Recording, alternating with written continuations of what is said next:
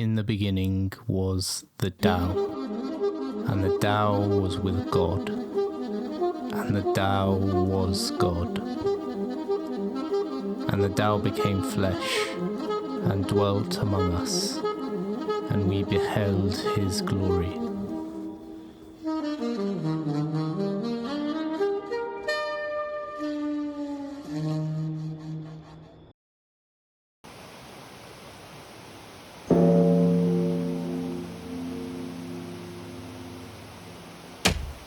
In the age of pretense, everything must be done for show.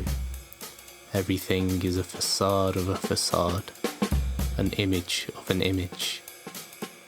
Meanwhile, we try more and more desperately to find ourselves, but our attempts to be authentic just collapse into further inauthenticity. We try to do the right thing, but nothing seems right anymore. We look to our famous idols, and they seem to do good, as long as the camera is watching. We are riding upon the doom spiral of irony. Sincerity has become a joke. All must be done for show. Lao Tzu, author of the Tao Te Ching, advises us to empty the senses and fill the belly, weaken the ambitions and strengthen the bones. According to him, we are in this mess as we have fallen out of harmony with Tao, the way, the natural course of the universe.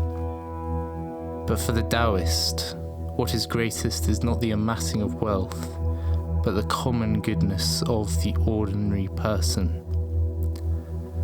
Filling all the way to the brim is not as good as halting in time. Pounding an edge to sharpness will not make it last. Keeping plenty of gold and jade in the palace makes no one able to defend it. Displaying riches and titles with pride brings about one's downfall. Likewise, Jesus teaches us, do not store up for yourselves treasures on earth, where moths and vermin destroy, and where thieves break in and steal. But store up for yourselves treasures in heaven, where moths and vermin do not destroy, and where thieves do not break in and steal. For where your treasure is, there your heart will be also. And so when we give help to others, we should do so without the expectation of reward, not for the hope of being observed, but simply for the act itself. Let not your left hand know what your right hand is doing. Lao Tzu calls this mode of being, kindness without pretense, virtue. It is described in the Tao Te Ching as, the highest virtue is not virtuous, therefore it has virtue. The lowest virtue holds on to virtue, therefore it has no virtue. The highest virtue does nothing, yet nothing needs to be done. The lowest virtue does everything, yet much remains to be done.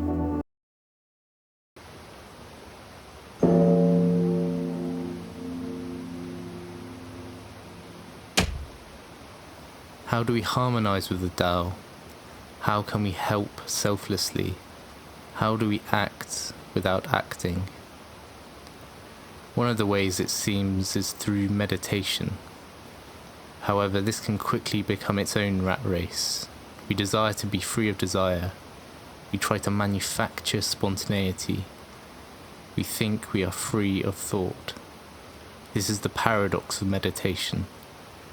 To be free, we must do nothing, but this is the one thing we cannot do. The more we try to calm the mind, the more agitated it becomes. The Taoist sage Zhuangzi illustrates our conundrum with a story. There was a man who was so disturbed by the sight of his own shadow, and so displeased with his own footsteps that he determined to get rid of both. The method he hit upon was to run away from them. So he got up and ran, but every time he put his foot down, there was another step, while his shadow kept up with him without the slightest difficulty. He attributed his failure to the fact that he was not running fast enough, so he ran faster and faster without stopping until he finally dropped dead. He failed to realize that if he merely stepped into the shade, his shadow would vanish, and if he sat down and stayed still, there would be no more footsteps.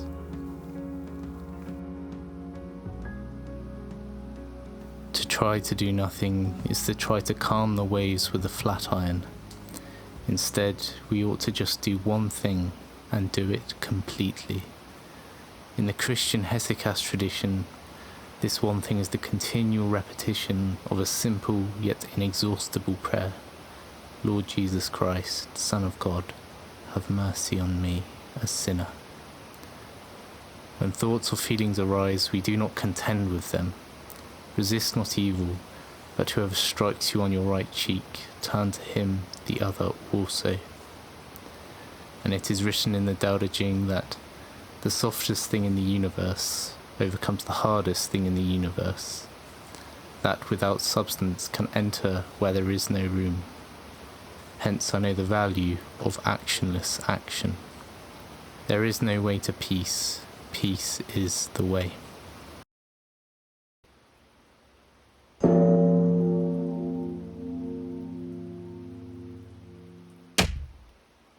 The way first emerges in Western philosophy in 500 BC with Heraclitus.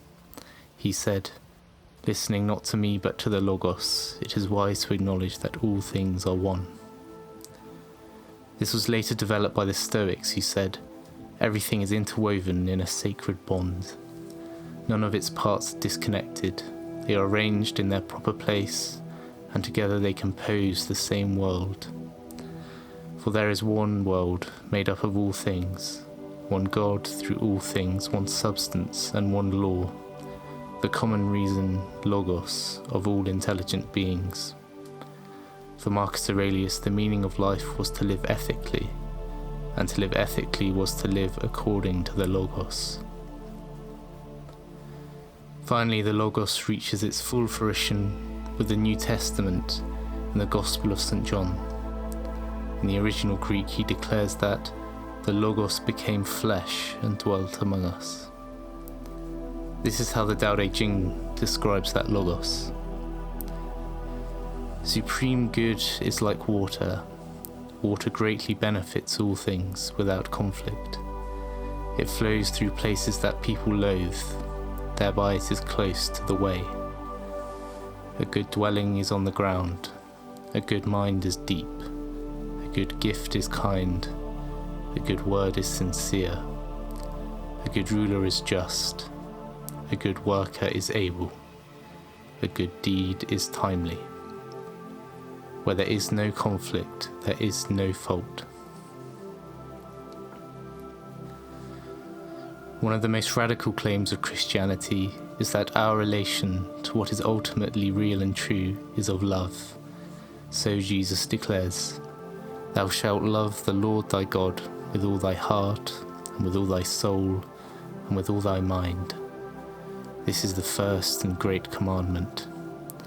And the second is like unto it, Thou shalt love thy neighbour as thyself." And Lao Tzu, "Surrender yourself humbly, then you can be trusted to care for all things. Love the world as yourself, then you can truly care for all things." And so the path to authenticity is love, and the path to love is authenticity.